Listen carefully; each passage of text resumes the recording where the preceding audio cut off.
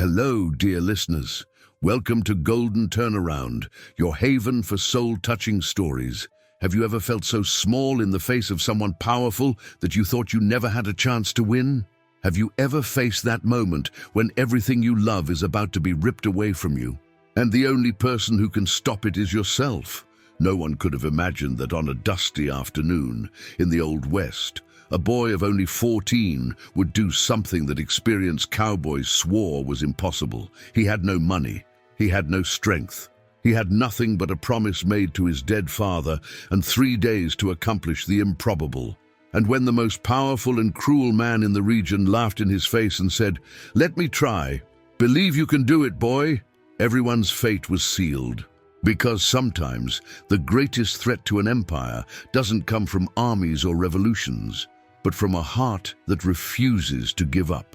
This is the story of Tommy McKenzie, an orphaned boy who lost his father to greed, a boy who had only a ranch and a sick grandmother, a boy who was forced to gamble everything on a single impossible moment.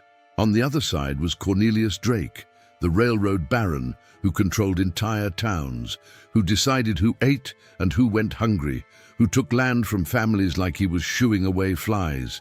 Drake had power, he had money, he had armed men, and he was absolutely certain that no humble boy would dare to challenge him.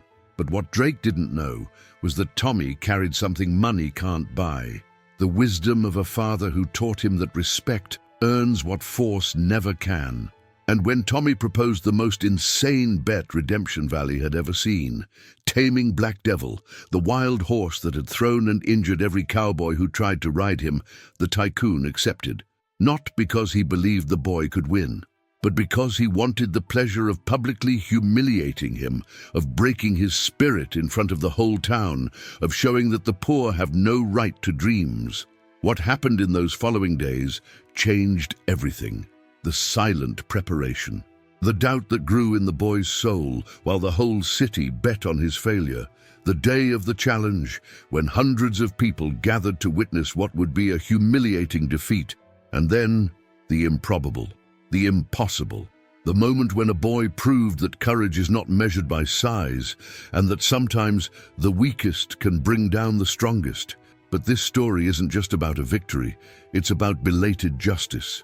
About buried secrets finally coming to light, about an empire built on blood and lies crumbling in a single day, and about a legacy that echoes through generations, that no matter how powerful your enemy, no matter how impossible the battle seems, if you have the courage to face your fears and the wisdom to respect what others despise, you can change the world. From which city or country are you watching this story? Subscribe to the channel, leave a like, and please share in the comments. Have you ever faced someone more powerful than you? Have you ever felt alone against the world? Your story inspires us as much as we hope to inspire you. Now take a deep breath, because we're going back in time to the sweltering heat of Redemption Valley, where the smoke from the locomotives mingled with the dust of the dirt roads, where workers sweated under the merciless sun-building railroads that enriched a single man, and where, in a 3-story mansion in the center of town, Cornelius Drake awoke in silk sheets while planning his next conquest. The air was heavy that morning, as if the very earth sensed that something was about to change. The sound of hammers pounding on the tracks echoed like a war drum. And in the surrounding hills, a wild black horse ran free, unaware that it would soon become the center of the greatest gamble the West had ever seen. The empire was about to crumble, and it would all begin with an arrogant laugh and a phrase Drake should never have uttered. While Drake awoke amidst luxuries most men would never know, 10 miles away, in the barren hills surrounding Redemption Valley, Tommy McKenzie had been awake for hours. The sun hadn't fully risen when he emerged from the small wooden house his father had built with his own hands, before the greed of a rich man transformed that home into a death sentence. Tommy was only 14, but his eyes carried a gravity that belied his age. They were eyes that had seen too much, too soon, eyes that had witnessed a father leave healthy in the morning and return at night in a wagon covered by a blood-stained sheet. 3 months. It had only been 3 months since John McKenzie died during the construction of the Drake Railroad. An accident, the foreman said. A poorly secured beam. No one was to blame. But Tommy knew the truth. Everyone whispered, but no one dared shout. Drake cut corners on safety to get rich faster. Beams were reused, too old. Workdays stretched until the men collapsed from exhaustion. And when someone died, a new, desperate family arrived the next day to fill the void. That's how the empire grew. On bones and tears that no one accounted for in the profit books. Now, Tommy was the man of the house. He, a boy who should have been learning to read better, to calculate, to dream of the future. Instead, he woke before dawn to tend to the few remaining horses, repair broken fences, fetch water from the distant well, prepare the thin porridge that was all they could afford. And in the quietest hours of the night, when he thought no one could hear him, he cried. He cried from the loneliness of carrying a weight his young shoulders weren't made to bear. He cried from missing his father, that contagious laugh that used to fill the house. And he cried for his grandmother Martha, who was wasting away a little more each day. The illness had arrived like a silent shadow shortly after John's death. Perhaps it was the heartbreak gnawing from within. Perhaps it was simply the weariness of a life of hard work. But Martha McKenzie, once as strong as iron, could now barely get out of bed. She coughed at night, a dry, scratchy cough that echoed through the thin walls of the house and robbed Tommy of the little sleep he could get. He knew she needed a doctor. He knew medicine could ease her suffering, but doctors and medicine cost money, and money was exactly what they didn't have. The McKenzie ranch was small, just 15 acres of dry, stubborn land, but it was theirs. It was Tommy's grandfather's legacy, passed down through generations.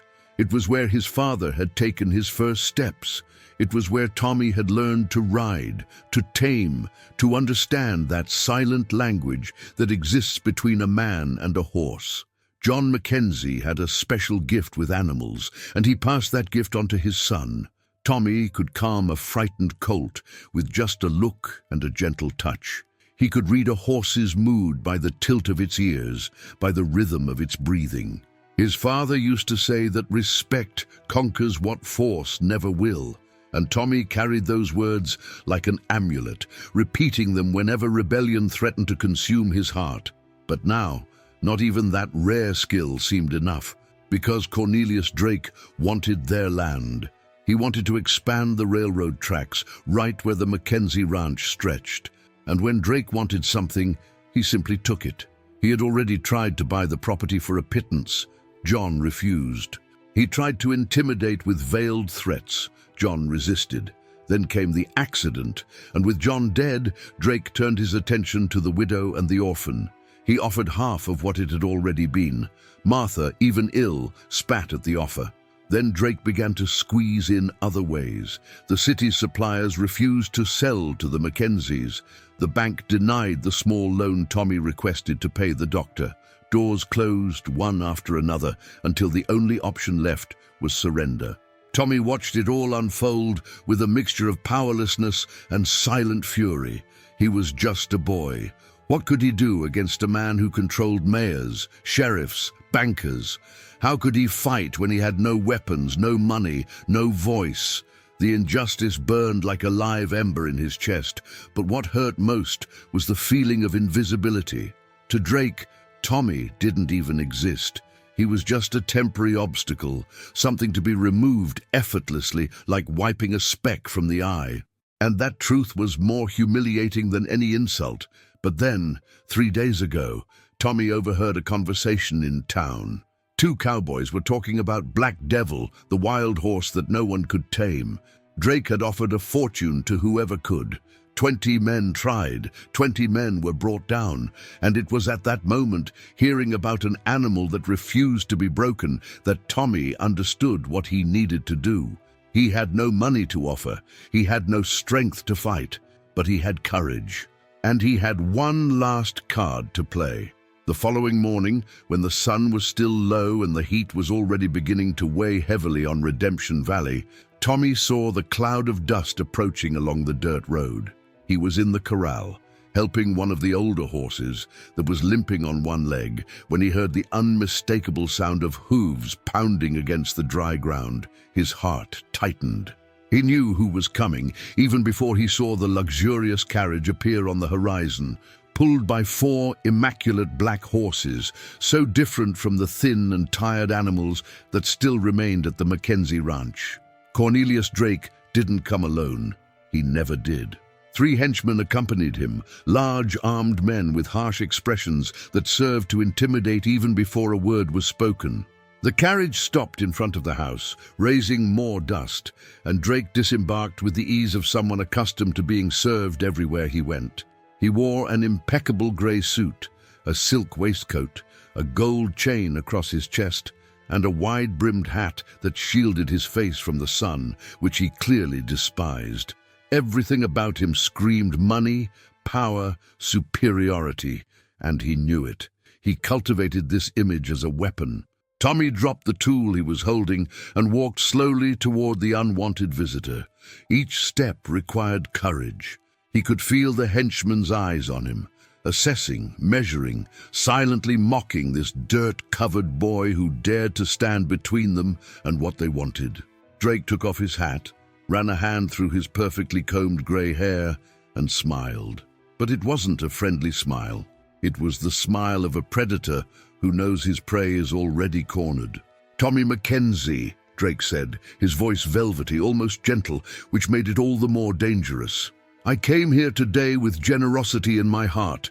One last offer, one last chance for you and your grandmother to leave this earth with some dignity." He paused, glancing around with barely disguised contempt. $200, that's twice what this wretched place is worth, but I'm a kind-hearted man. Accept it, take the money, and go take care of old Martha's health somewhere else. Maybe a town where she can get doctors, medicine. Isn't that what a decent grandson should want? The manipulation was there, clear as day. Drake knew exactly where to press. The guilt, the fear, the vulnerability of a boy carrying the weight of caring for someone he loved. Tommy felt the anger rise in his throat, hot and suffocating, but he forced himself to keep his voice steady. "This land is not for sale, Mr. Drake. My grandfather built this ranch. My father died so that it would continue to stand, and as long as I breathe, it will not be yours." Drake's smile vanished. For a brief second, something cold and cruel flashed in his eyes. Then he let out a short, humorless laugh. "Did he die so that you could continue standing? Your father died because he was an incompetent worker who didn't know where to step.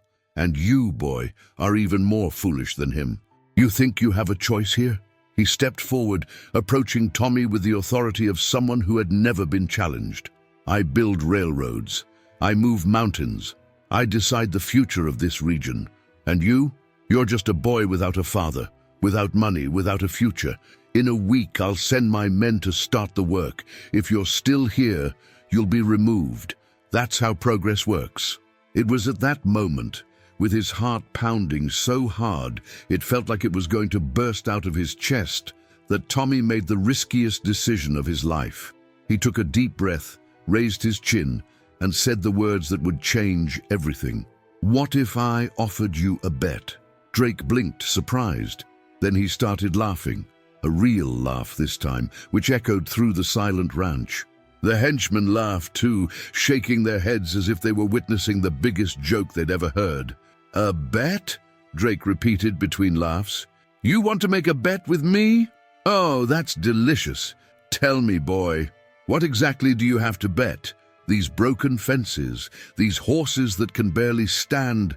"Black devil," Tommy said, and his voice didn't tremble, though everything inside him was screaming for him to stop, to run, to surrender. "I heard you offered a fortune to whoever could tame him. 20 men tried, 20 men failed. Give me 3 days. If I can tame Black Devil, you give up this land forever. Leave the McKenzie ranch in peace and never come back here."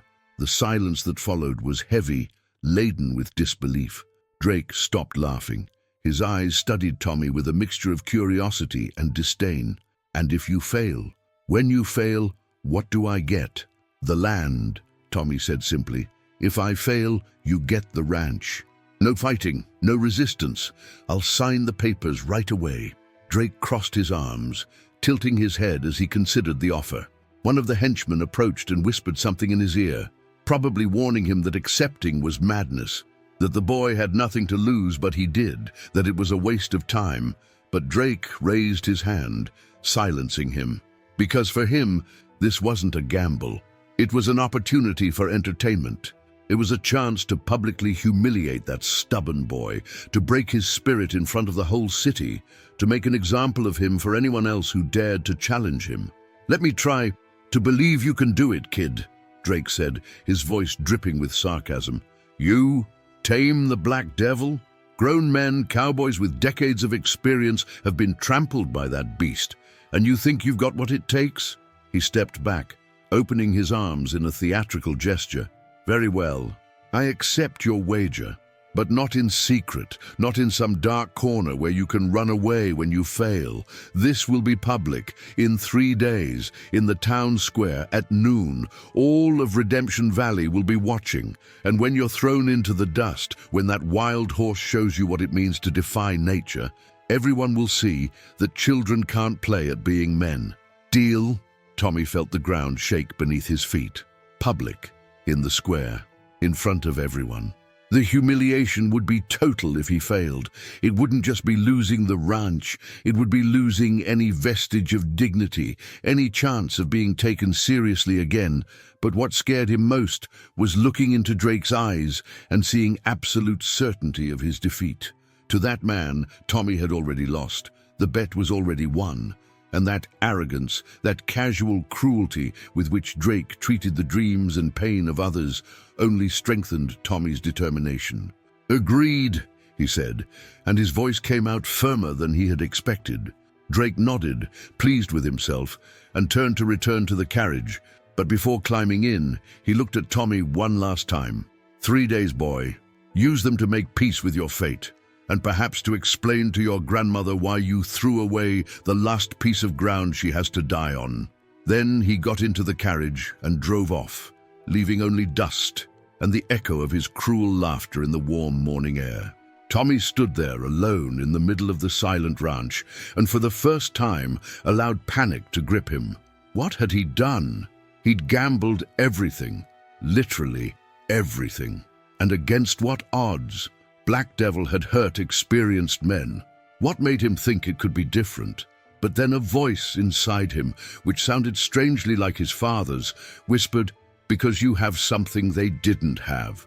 Respect, patience, and nothing left to lose." When Tommy came home that night, Martha was sitting in the rocking chair by the window, wrapped in her thin shawl, even though the heat still lingered. She didn't say anything at first, just looked at her grandson with those eyes that had already seen too much of life, that had already buried a husband, a son, and now witnessed a boy carrying burdens he shouldn't. Tommy tried to go straight to the bedroom, but her voice stopped him, weak but firm. "I heard what you did," she said, and there was something in her voice that Tommy couldn't decipher. It wasn't anger, it wasn't approval.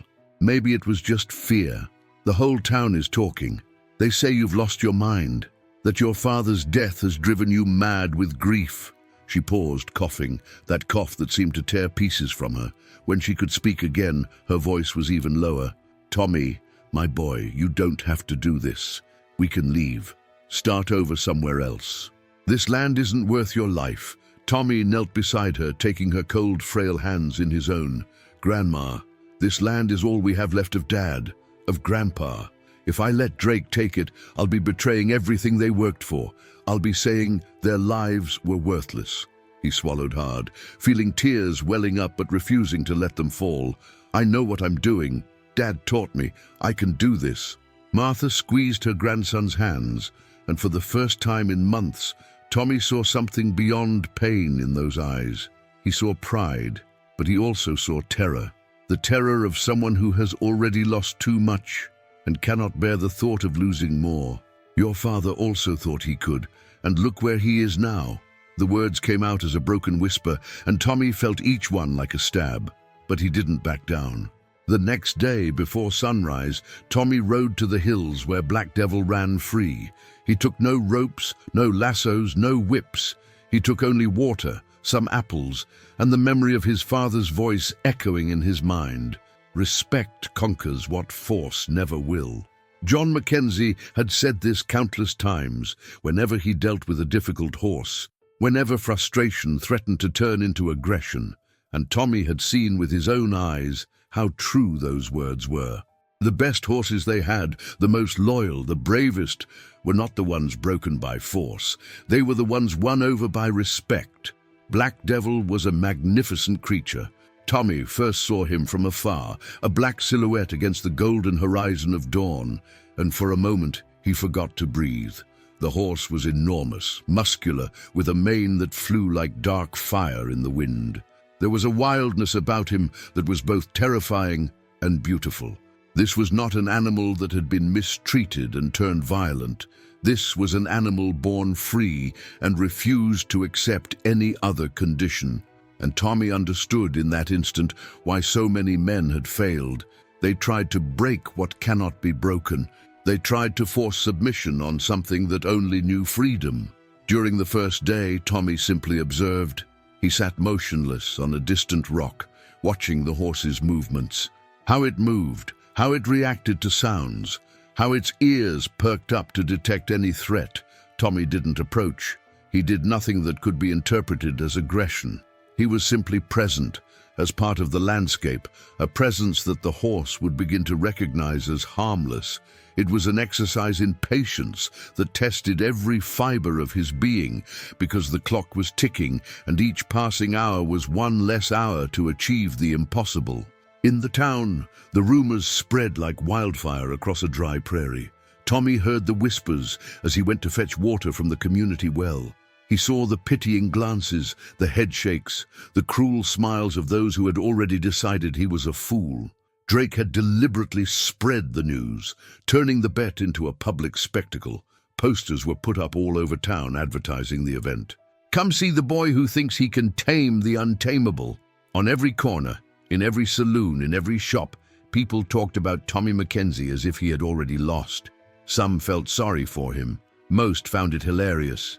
And a few, those who owed Drake favors, or simply enjoyed cruelty, eagerly awaited to see him humiliated. Sarah Mitchell, the blacksmith's daughter and Tommy's childhood friend, found him on the second day as he was returning from the hills. She held his arm, her green eyes filled with genuine concern. "Tommy, please don't do this. Drake is dangerous. Even if you succeed, he'll find a way to break his word. What if you get hurt? What if that horse—" She couldn't finish the sentence, only shook her head. "It's not worth it. No land is worth your life."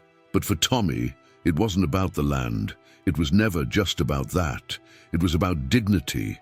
It was about not bowing down to men who thought money and power gave them the right to trample on others. It was about honoring the memory of a father who died because someone decided the safety of poor workers wasn't worth the investment. It was about proving to himself, more than to anyone else, that he wasn't invisible, that his life had meaning, that he mattered. On the third day, Tommy finally approached. Black Devil was drinking water from a narrow stream when Tommy appeared on the other side, slowly, with an apple in his outstretched hand. The horse raised its head sharply, its dark eyes fixed on the boy, muscles tense, ready to flee or attack. Tommy stopped. He didn't advance any further. He just stood there, the offered apple, his breath calm, his movements gentle. And then he did something none of the cowboys had thought to do. He lowered his eyes. He didn't face the animal directly. He showed vulnerability, showed that he wasn't a threat, that he wasn't there to dominate but to connect. Minutes passed, perhaps an hour. Time lost its meaning in that silent confrontation between boy and beast. Tommy felt the sun burning his back, felt the sweat trickling down his face, felt every muscle in his body scream for him to move. But he remained, patient, respectful. And then, when he was beginning to think the horse would run away, Black Devil took a step forward, then another. His nostrils flared, sniffing the air, sniffing the boy, assessing. Tommy kept his hand outstretched, the apple there, a gift without expectation. And for the first time, Black Devil didn't attack, didn't run away, stayed.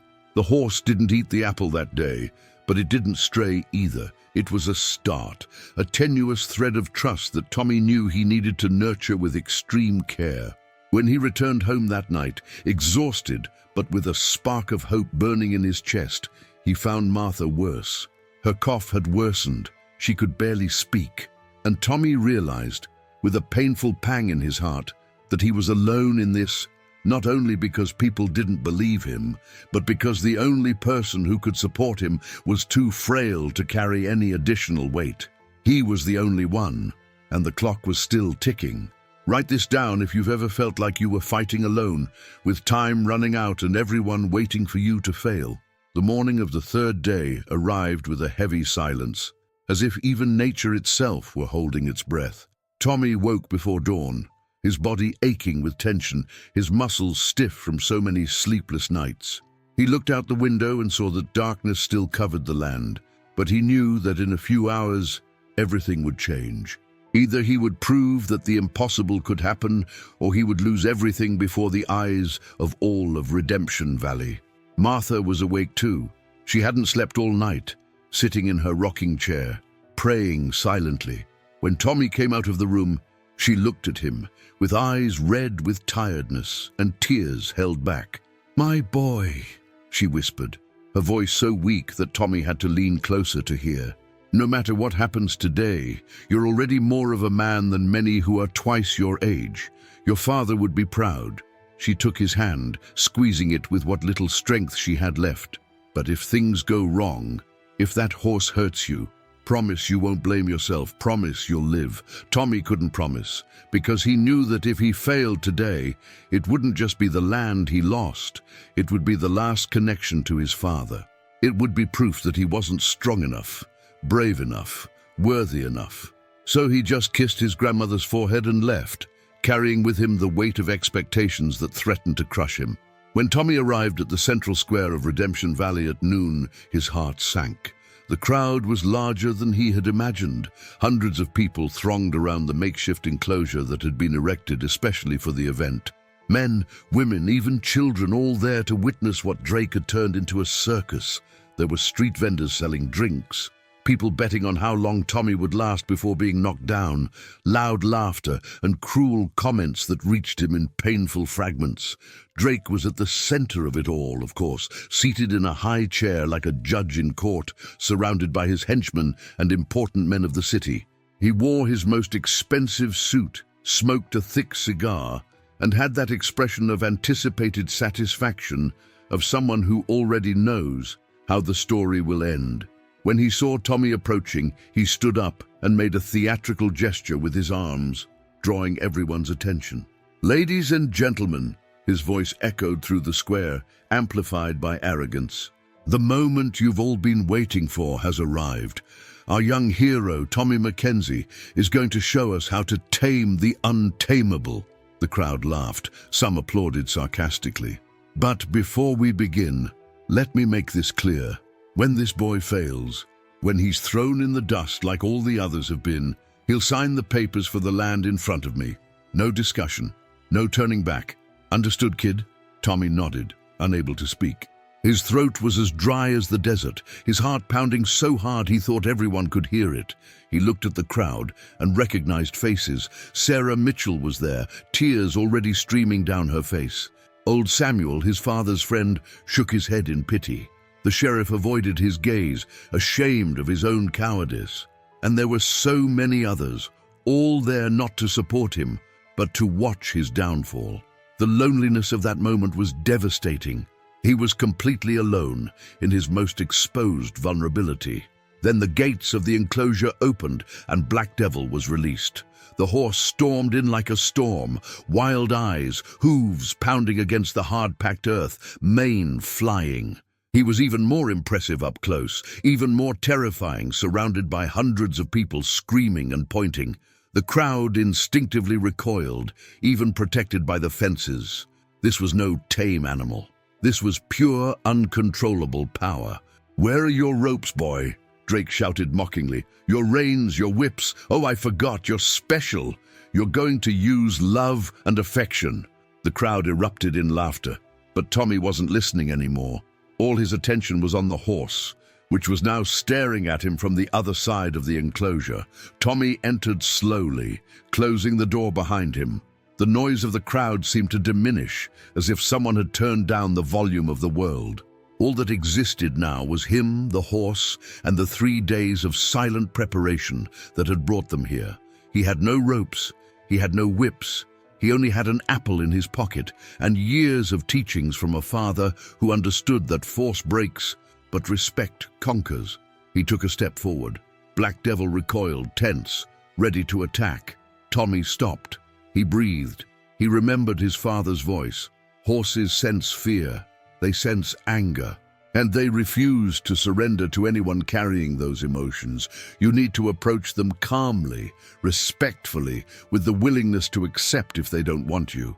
Tommy lowered his gaze again, as he had done in the hills. He didn't look the animal in the eye.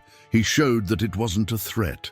And then, with the crowd holding their breath, he took the apple from his pocket and held it out. He didn't approach. He simply offered it and waited. The silence that fell over the square at that moment was unreal. Hundreds of people who, seconds before, had been laughing and mocking, now dared not make a sound. Because there was something in that scene that touched something primal. Something that everyone recognized even without understanding. A vulnerable boy before a wild creature. Courage finding freedom. And the silent question hanging in the air. Can the impossible really happen? The minutes dragged on like hours. Tommy stood there, arm outstretched, apple in his open palm, while the midday sun burned his back and sweat streamed down his face. His muscles screamed for him to lower his arm, to move, but he refused, because he knew, deep in his soul, that this moment was everything. If he broke now, if he showed impatience or weakness, Black Devil would flee and all would be lost. So he waited, and he kept waiting. Black Devil watched the boy with those intense black eyes, ears pricked forward, nostrils flared, trying to catch any sign of danger. He had seen this human before, in the hills, during those 3 days of silent observation.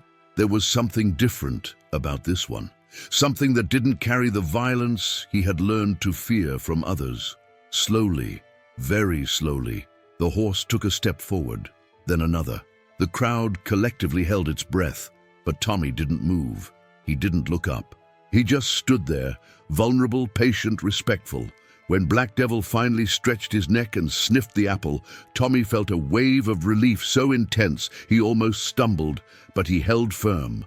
The horse touched the fruit with his soft lips, testing, assessing, and then, miraculously, he took the apple from Tommy's hand and began to chew.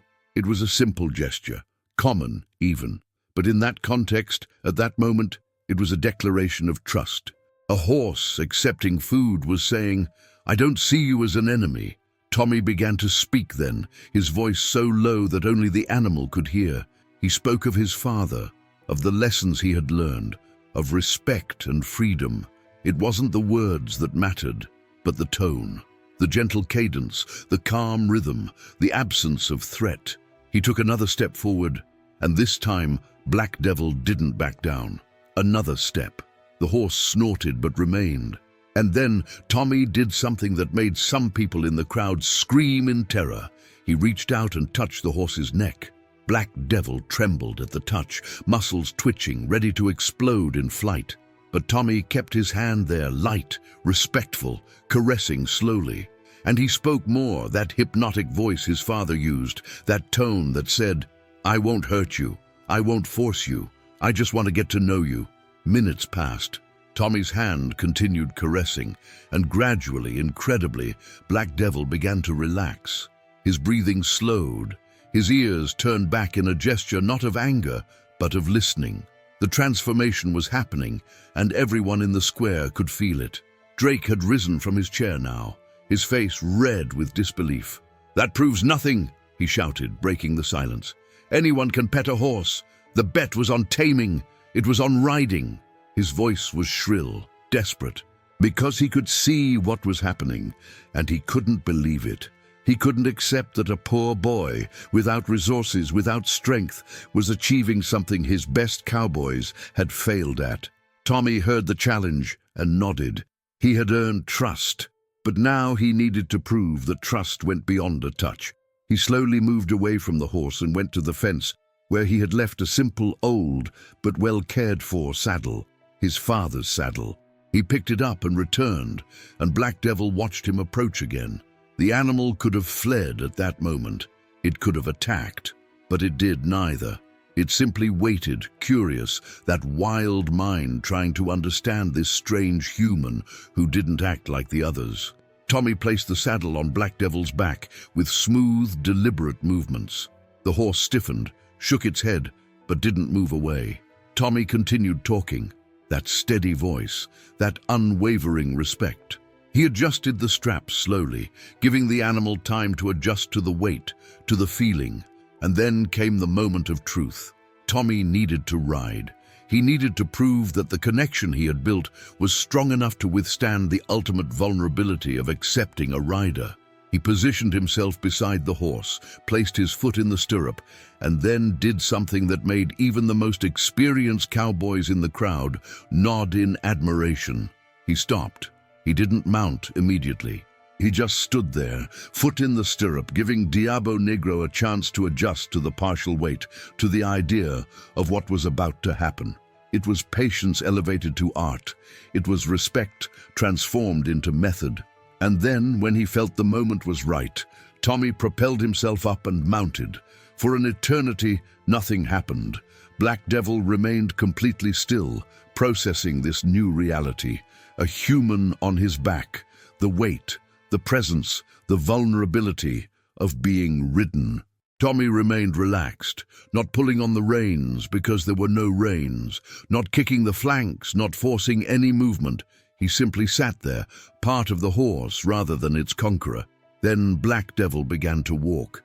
It wasn't a forced walk. It was almost exploratory, as if he were testing how it felt to have this weight, this companion. Tommy moved with him, their movements synchronized, his body responding to the animal's movements instead of commanding them. And then, in a moment of pure magic, Black Devil began to trot, then to gallop, not in panic, not in an attempt to throw the rider, but in pure, wild joy.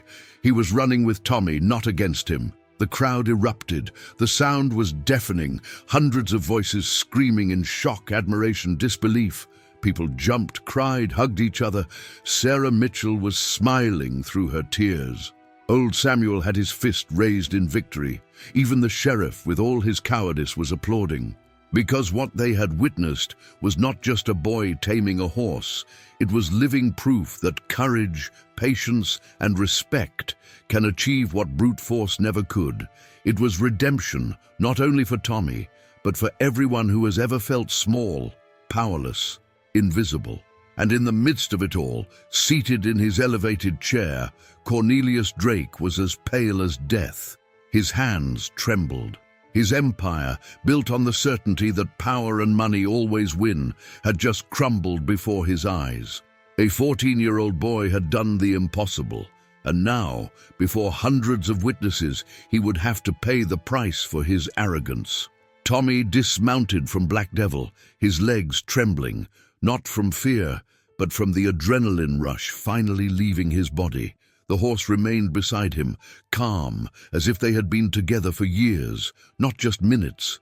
The crowd continued shouting, applauding, some even crying with emotion. But amidst all that celebration, Tommy had eyes for only one man. Cornelius Drake stood beside his elevated chair, his face now red, not from disbelief, but from pure, dangerous rage. "That doesn't count!" Drake roared, his voice cutting through the crowd's noise like a blade. "He didn't tame anything. The horse just ran with him on it. Any idiot can grab onto a moving animal." He pointed an accusing finger at Tommy. "The bet was on true taming, control. That was luck. That was trickery. That's exactly what you asked for." Old Samuel's voice thundered from the crowd, surprising everyone. Samuel the blacksmith had known John McKenzie since childhood, had worked alongside him, and his friend's death had left a wound that never healed. Now he stepped forward, facing Drake with a courage born of witnessing something extraordinary. "You said tame. You didn't say break. And we all saw what happened here. This boy did what 20 men couldn't. He won, and a man of his word honors his bets." The crowd murmured in agreement, the sound growing like a wave. Drake looked around and for the first time in years saw something that terrified him, people who were no longer afraid of him. Tommy's demonstration had done more than win a bet.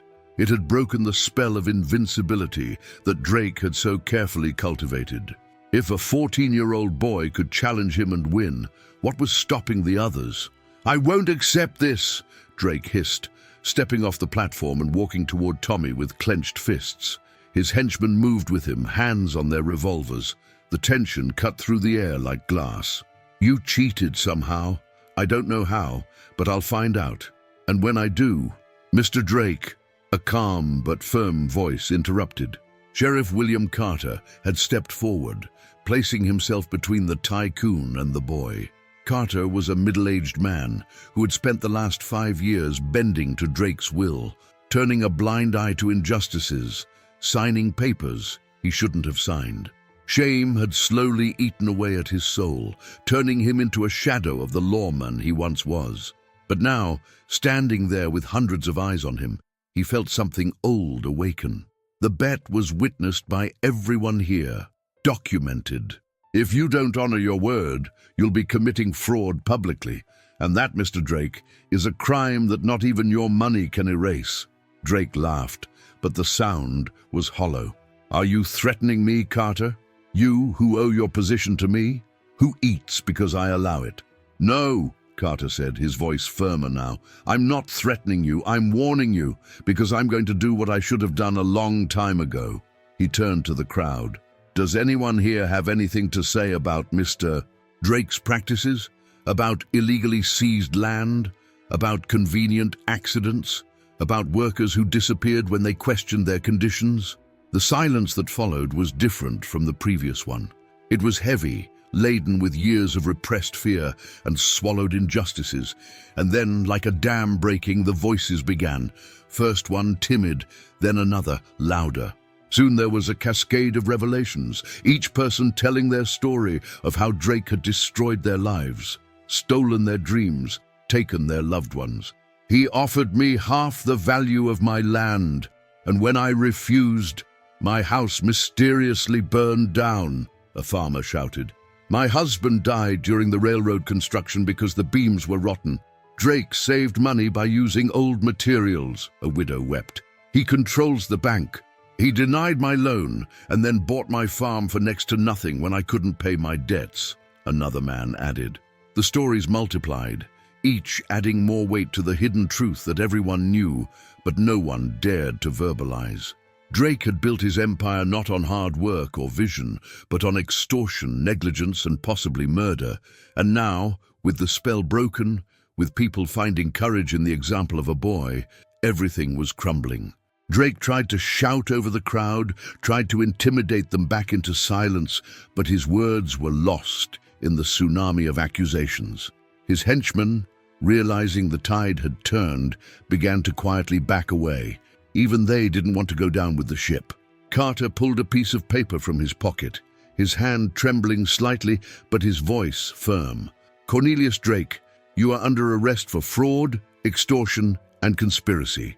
And I will personally ensure that each of these charges is properly investigated." That's when something broke inside Drake. It wasn't a dramatic break, but rather the silent collapse of a man who realizes he's lost everything. He looked at Tommy, and in that look there was hatred, yes, but also something more. Recognition. The recognition that he had severely underestimated that boy, and that this arrogance had cost him his empire. "The ranch is yours," Drake said finally, each word coming out like chewed glass. "But don't think this is over. Men like me always find a way back." Tommy looked at him, and when he spoke, his voice carried a wisdom that seemed to come from far beyond his 14 years. Men like you only have power because people like us are afraid. But today, that fear is over.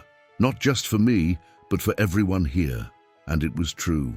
In that moment, Tommy had not only saved his ranch, he had liberated an entire town from the yoke of a tyrant.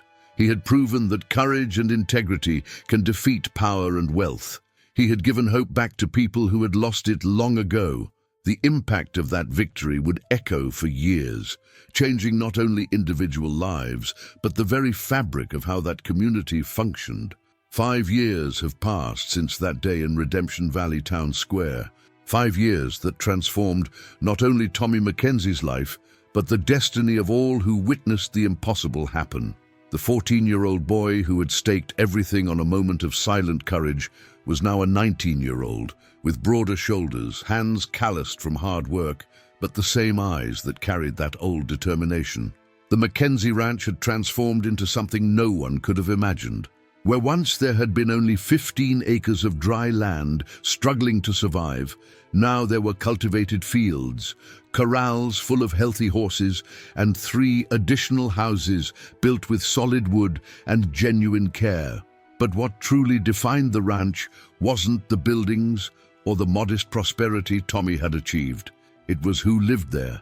7 children, all orphans like Tommy had been, all without a place to call home, found refuge under the roof John McKenzie had built with his own hands.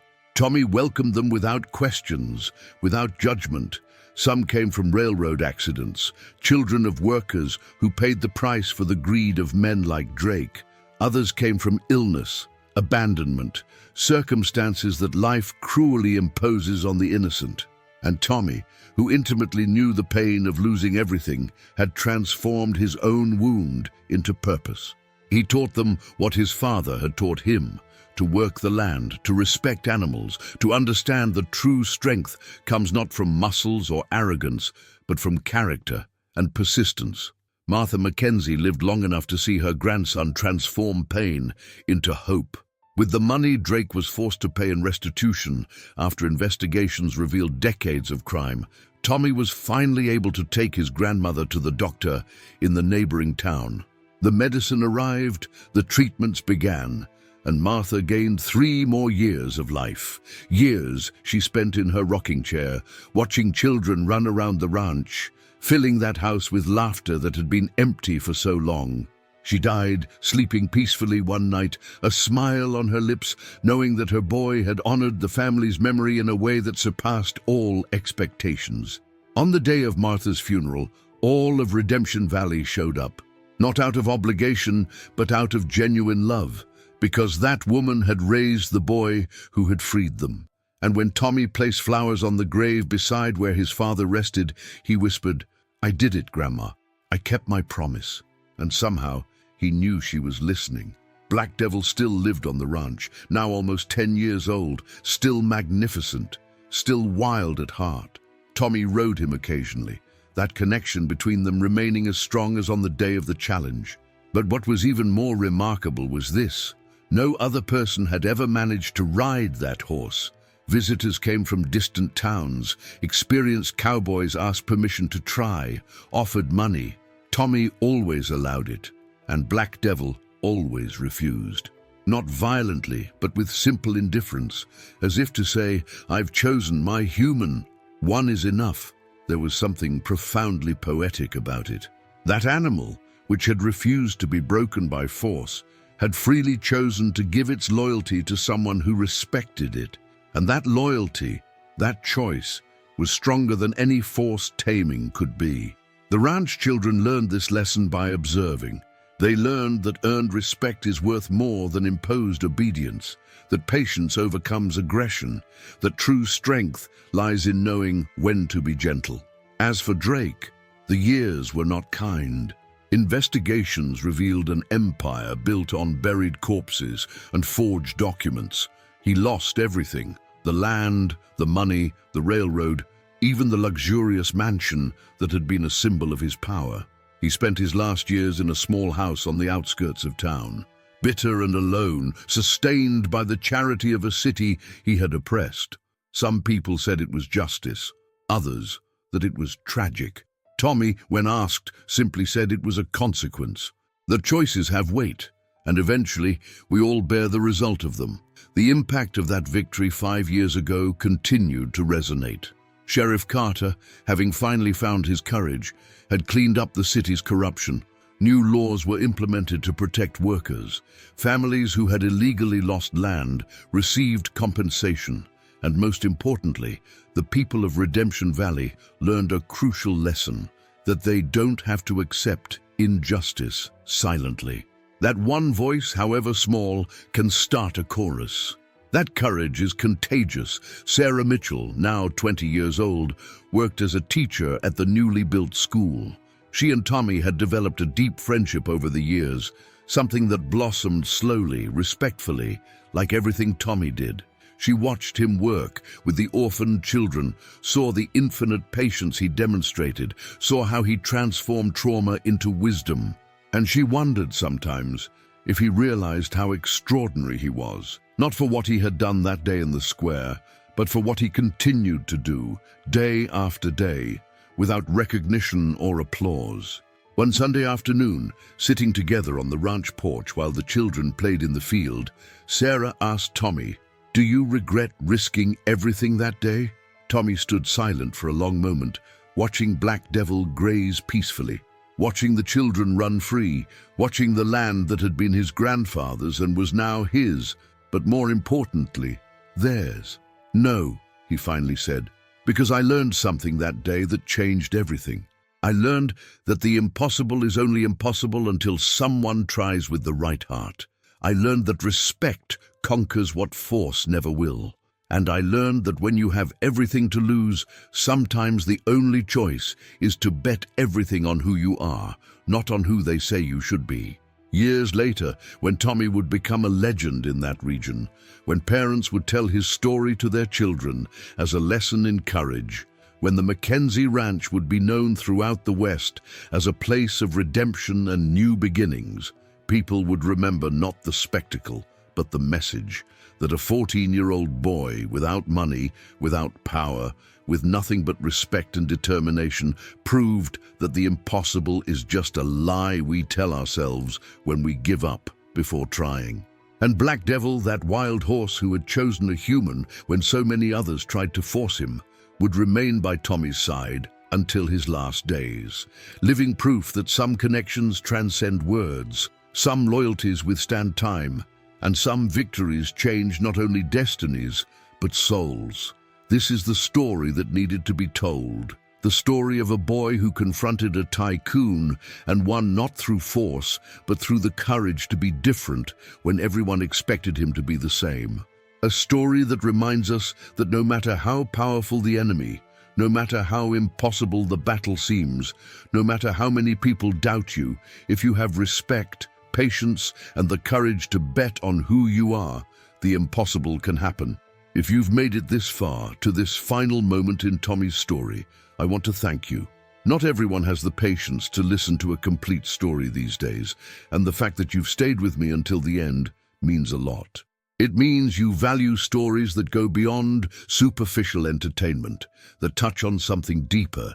If this story inspired you in any way, if you felt that connection that only true narratives can create, leave a like below.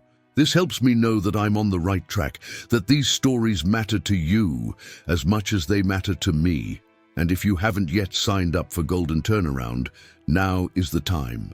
Every week I bring you stories like this, narratives that touch the soul, that make us reflect on courage, redemption, and the beauty of never giving up. In the comments, write, "Respect conquers all," if you made it to the end and took this lesson to heart. I read every comment, and it's always special to see how many people complete this journey with me. And look, there's a video over here that I think you'll like too. It's another story about overcoming adversity, about someone who defied the odds when no one believed in them. Click there and continue with me. Let's embark on this journey of transformative stories together. Until next time, dear listeners.